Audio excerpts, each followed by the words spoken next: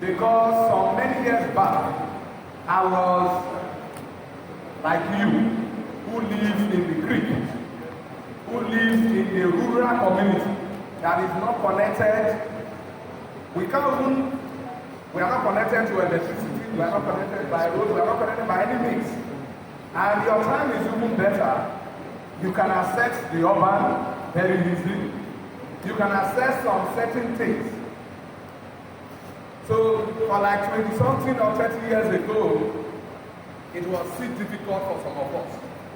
So that means that some of us were far from having the little education that we expect. We don't have it. And when one of the beneficiaries was sharing that she's fatherless, of course that was also my story. At the age of less than 13, I also lost my dad. And so I was fatherless. I was in the village, no access to education, no access to any opportunity. And I keep growing, I keep struggling, like you who are struggling in the rural areas, in the village. And when God gave me the opportunity and the privilege to forward my education to the city, and by the grace of God, I felt that the only way I can go back home to reach out to those less privileged children in the villages, in the rural communities, in the riverine communities, it is for me to put ourselves together and to say, let us have this program for the rural and riverine communities. It is not meant for urban communities, it's not meant for cities, schools. It is meant for the rural. And that is why we reach out to the CIS and the various local governments to say, please help us to select, to nominate schools from rural communities in your area. And like one of the facilitators was narrating the beginning of this program, we started from my community. So if you go to my community, I initiated, found and built the only existing secondary school today. And you know the good thing, I able to do this and it attract the attention of the state government, Senator Dr. Ifeanyi Okowa. That is the only boarding secondary school in the entire riverine area of Delta State. And the governor graciously approved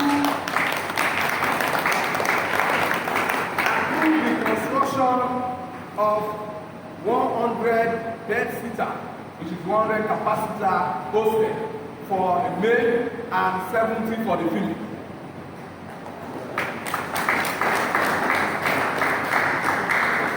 If I don't do that, my people will not have the secondary school. If I don't do that, the governor will not pay attention to the area to say these people need this. So we are just doing this to encourage you. It is far from politics. I'm doing this with passion. I can see a number of commissioners here. I can see the vision governors here. I can see the vision minister, the vision leaders of team here. They are seated with us. So we cannot allow the vision of the next generation to roll up. And that is why we are trying to do this to encourage you. What I'm only doing is to encourage you. Like the CIA was saying, I am not going out enough to do what I'm doing, but because I'm driven by passion. If not, it's something that we need to struggle with my family to survive. But I feel that there are children that we need to discover their talent, expose them to the society so that they can pick up. I don't have to be beneficiary. I don't know how to lay my first of seeing a friend who is a serving commissioner.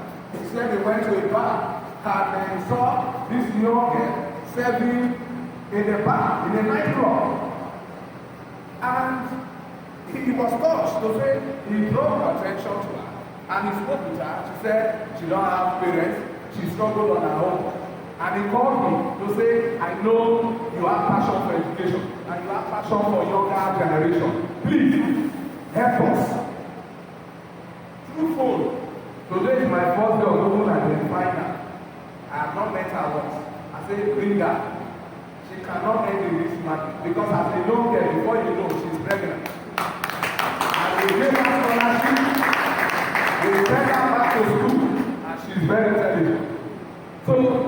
what we do. I believe that all of us can do it. So if I do it to some extent, some of you will take over from me and continue this vision. Continue this vision. Once again, for the sake of time, I don't want to bore you with my speech. I will permit the high table to allow me to sit down so that we can commence the program fully to save time for others. Thank you.